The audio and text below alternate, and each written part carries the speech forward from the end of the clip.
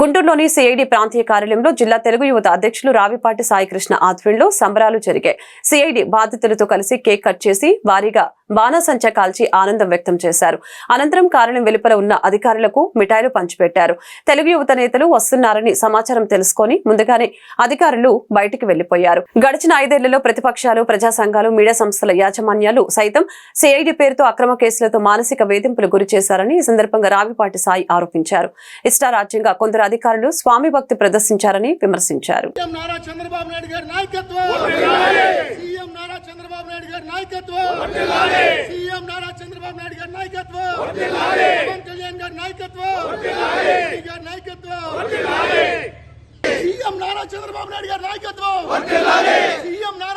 నాయుడు గారి నాయకత్వం వర్ధిల్లాలి. నారా లోకేష్ గారి నాయకత్వం వర్ధిల్లాలి. జై తెలుగుదేశం, జై తెలుగుదేశం. జై తెలుగు యువత, జై తెలుగు యువత, జై తెలుగు యువత, జై తెలుగు యువత.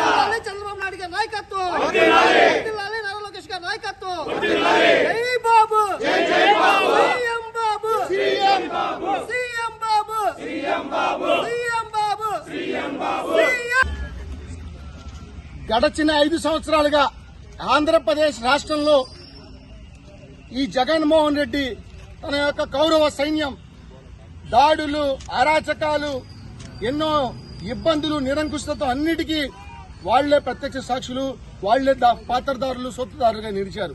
అటువంటి నేపథ్యంలో ఈ ప్రభుత్వం చేసిన ప్రజా వ్యతిరేక విధానాల్ని ఎవరైతే ఖండిస్తున్నారో, ఎవరైతే మాట్లాడుతున్నారో వాళ్ళ యొక్క వాక్ స్వాతంత్రాన్ని కూడా హరిస్తూ ఈ విధంగా పోలీసు యంత్రాంగాన్ని, ముఖ్యంగా సిఐడి చూడండి, ఇదే కార్యాలయం 2014 నుండి 19 మధ్యలో గౌరవ రాష్ట్ర మాజీ ముఖ్యమంత్రి, అప్పట్లో మాజీ ముఖ్యమంత్రి, ప్రస్తుత ముఖ్యమంత్రి గారు నారా చంద్రబాబు నాయుడు గారు నిర్మించారు.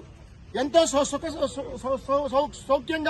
సుఖంగా ఉండేటట్టు వీళ్ళ కోసం నిర్మిస్తే ఈ ప్రభుత్వంలో కొంతమంది దుర్మార్గులు, సంజయ్ కావచ్చు, రఘురామరెడ్డి కావచ్చు, అలాగే విజయ్ పాల్ కావచ్చు, అలాగే ఈ ఎంతో మంది, వీళ్ళందరూ ప్రజాస్వామ్యాన్ని కూలీ చేస్తూ, రాజ్యాంగాన్ని అపాస్యం చేస్తూ, అంబేద్కర్ వాదిని చెప్పుకుంటున్న సునీల్ కుమార్ గారు గుంటూరు ఐజీగా చేశాడు, సిఐడి చీఫ్ గా చేసి అందరిపైన కింది స్థాయి కార్యకర్తల దగ్గర నుంచి ప్రజా సంఘాలు, పౌర సంఘాలు, ప్రతిపక్షాలు, అలాగే మీడియా ప్రతినిధులు, మీడియా సంస్థల మీద కూడా ఈటీవీ రామోజీరావు గారిని మార్గదర్శి అనే ఒక నమ్మకమైన సంస్థ పైన ముద్ర వేయాలని చెప్పి, ఒక అవినీతి ముద్ర వేయాలని చెప్పి లేని అవినీతిని సృష్టించి కేసులు పెట్టి మానసిక వేదన గురి చేశారు.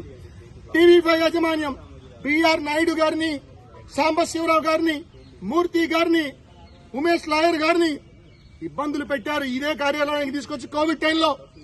అలాగే ఆంధ్రజ్యోతి, ఏబిఎన్ పత్రికా యాజమాన్యాన్ని కూడా ఇబ్బంది పెట్టే ప్రయత్నం, వెంకటకృష్ణ గారిని, అలాగే కంటమనేని రవిశంకర్ గారిని, అంకబాబు గారిని, సీనియర్ జర్నలిస్ట్, తర్వాత మహాటీవీ మారెళ్ల వంశీకృష్ణ గారిని, వీళ్ళందరినీ ఇబ్బందులు పెట్టారు, అక్రమ కేసులు పెట్టారు, వాళ్ళ యొక్క మానసిక వేదనతో గురయ్యే విధంగా చేశారు. అలాగే తెలుగుదేశం పార్టీకి సంబంధించిన సానుభూతి పరురాలు పూతోట రంగనాయకమ్మ గారి పైన అక్రమ కేసు పెట్టి ఇదే కార్యాలయం తీసుకొచ్చి మానసిక వేదనకి. ఇక్కడే ఉన్నారు జనార్దన్ గారు, 60 ఏళ్ల పైన వృద్ధుడు, ఆయన తీసుకొచ్చి ఇబ్బందులు పెట్టి మానసిక వేదన చేసే ప్రయత్నం. రావిపాటి సాయికృష్ణ నేను లేని పెట్టని పోస్టుని పెట్టినట్టు క్రియేట్ చేసి నన్ను నెల రోజుల పాటు ప్రజా జీవితానికి దూరంగా ఉంచారు. ఫిరోజ్ గారు, డాక్టర్ కొలికపూడి శ్రీనివాసరావు గారు, ప్రజెంట్ తిరువూరు ఎమ్మెల్యే, ఆయన కూడా ఇక్కడ తీసుకొచ్చారు. ఆయన అతిథులు కాదు.